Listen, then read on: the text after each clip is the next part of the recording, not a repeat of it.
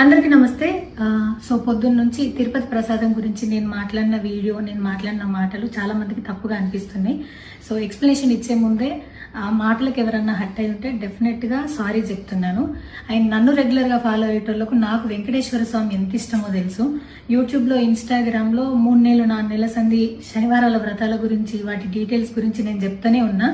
అవేవి దేని గురించి ఎవరు మాట్లాడుకోలేరు. అన్ఫార్చునేట్లీ దీని గురించి మాట్లాడినరు. ఏదైనా సరే తప్పు జరిగింది నా సైడ్ నుంచి. నా మాటలు తప్పుగా ఉన్నాయి తప్పితే నా ఇంటెన్షన్ అది కాదు. మేము రిచ్ అని అన్నది 10,000 L1 క్యూ లైన్లో నిలబడ్డప్పుడు, పొద్దున ప్రసాదం తీసుకునేటప్పుడు కాస్ట్లీ లైన్లో నిలబడ్డమని ఆ ఉద్దేశంతో అన్నాను. ఏం జరిగినా సరే ఇప్పుడు నేను ఏది ఇచ్చినా మీకు ఎక్స్ప్లెనేషన్ లాగానే అనిపిస్తుంది తప్పితే నేను తప్పు ఒప్పుకున్నట్టు మీకు అనిపించదు. అందుకోసం నేను దాని గురించి ఎక్స్ప్లెనేషన్ కూడా ఇస్తలేను. తప్పైతే నా సైడ్ నుంచి జరిగింది అండ్ నా తమ్ముడు సోను తరపున నుంచి కూడా జరిగింది. తను అవైలబుల్లో లేడు. తన తరపున, నా తరపున అందరికీ సారీ చెప్తున్నా.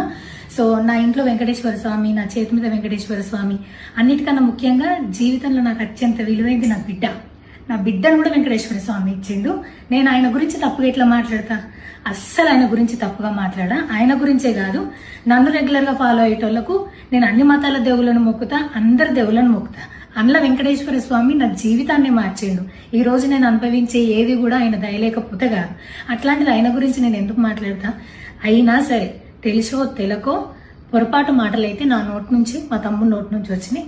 దానికి డెఫినెట్గా సారీ అడుగుతున్నా.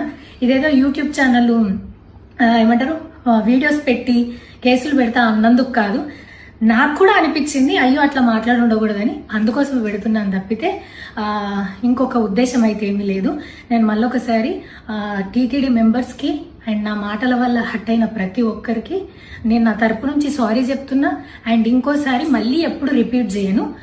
సో నా సారీని యాక్సెప్ట్ చేయండి. నన్ను రెగ్యులర్గా ఫాలో అయ్యేటోళ్లకు నాకు వెంకటేశ్వర స్వామి అంటే ఎంత ఇష్టమో తెలుసు కాబట్టి వాళ్ళందరూ నన్ను నమ్ముతున్నారని కోరుకుంటున్నా.